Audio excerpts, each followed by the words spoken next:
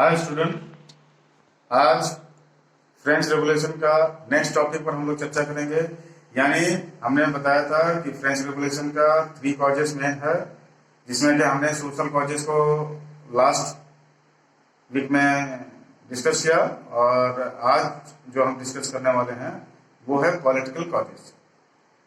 Political causes में अगर हम लोग इसको देखें तो इसको हम लोग 5 पार्ट में इसको बांट देते हैं, 5 पार्ट में बांट देते हैं। तो फर्स्ट यानी फ्रांस का जो पॉलिटिक्स था वो बिल्कुल एक तरह से इसको बोला जाए तो वो वहां का जो अनब्राइवेडल मोनार्की था। सेकंड जो वहां था यानी कि जो रॉयल कोर्ट था वो एक तरह से कहें कि वहां वो लग्जरियस सेंटर बन चुका था, यानी लग्जरियस सेंटर बन चुका था। मतलब फ्रांस का जो ये है अपना रॉयल कोर्ट वो एक लग्जरियस सेंटर बन चुका था। थर्ड पॉइंट जो है, फ्रांस जो है वो मोर सेंट्रलाइज्ड था, यानी वो मोर सेंट्रलाइज्ड था। 3 पॉइंट हमने जिक्र किया। फर्स्ट हमने जिक्र किया कि अनब्राइवल्ड मोनार्की। सेकंड हमने किया कि जो रॉयल कोर्ट था वो बिल्कुल लग्जरियस सेंटर बन चुका था। थर्ड हमने जिक्र किया कि जो फ्रांस था उस समय का वो मोर सेंट्रलाइज्ड था। फोर्थ, अनसिस्टमेटिक या डिसऑर्गेनाइज्ड से वहां का एडमिनिस्ट्रेशन था। फिफ्थ जो था वो डिसऑर्गेनाइज्ड या अनसिस्टमेटिक जुडिशरी सिस्टम था। तो आज हम लोग जो है इन बातों पर आज चर्चा करेंगे। तो पहला जो है अनब्राइवेबल मोनार्की।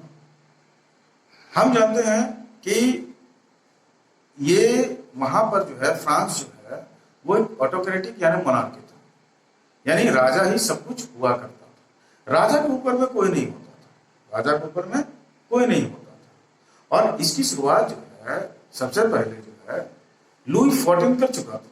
लुई 14 कर चुका था क्योंकि उसने जो अपना स्टेटमेंट दिया उसने कहा मैं ही स्टेट हूं, I am the state.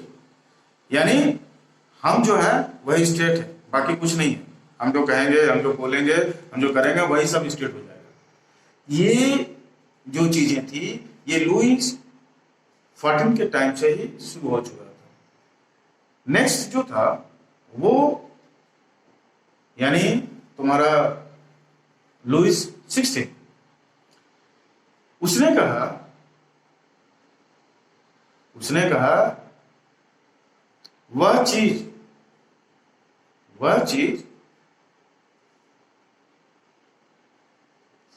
State है जिसको मैं चाहता हूं।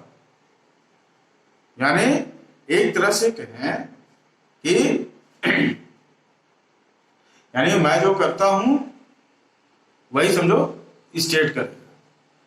यानी एक तरह से मान ले कि सारी चीजें जो आपस में हम लोग जोड़ दें तो एक तरह से जो है ये लुई 16 हो या लुई 14 हो, ये सब कुल मिला के उसने जो है एक अनब्राइवेबल जो मोनार्की था उसको जन्म दिया। वहां का जो राजा होता था उस पर कोई रोक नहीं होता, वो ऑटोक्रेटिक होता था। यानी वो जो होता था सब चीज का मालिक होता था। जितने भी प्रॉपर्टीज है स्टेट का या जितने भी इनकम हो रहा है स्टेट का वो उसका मालिक होता था। यानी वो एक तरह से ऑनर होता था। और इस तरह से हम देखते जाएं तो जितने भी चीजें वहां पे आई उस मोनार्की के दायरे में वो राजा उसका बढ़िया तरीके से इस्तेमाल किया। उसके बाद वहां का जो राजा होता था यानी वो अपने में सब कुछ था।